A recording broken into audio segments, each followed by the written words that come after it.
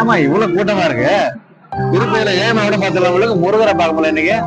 ஆனா அந்த அளவுக்கு கூட்டம் இருந்தா கூட மூவ் ஆயிட்டே இருந்துச்சு இல்லைங்க. சரி விளக்கத்து போறேன் எதை கேட்டீங்க? ஆமாங்க, ஜனவரி 26 வருஷம் விளக்கு பூஜை பண்ணுவாங்க. ஞாபகம் இல்லையா? மறந்துட்டீங்களா? ஆமா, முன்னாடி வந்த கூட நம்ம 2 வருஷத்துக்கு முன்னாடி நம்ம விஜயன் பாஸ் டிவி சேனல்ல கூட நம்ம வீடியோ எடுத்து போட்டோமே, ஞாபகம் இல்லையா? நிறைய பேர் எந்தெந்த ஊர்ல தான் வந்தாங்க.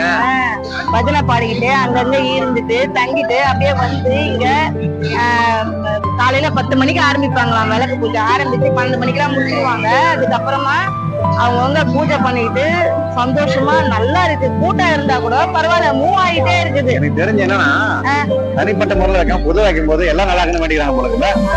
அதான் நல்லா இருக்குல்ல. இன்னைக்கு அருமையான தரிசனங்க முருகர்.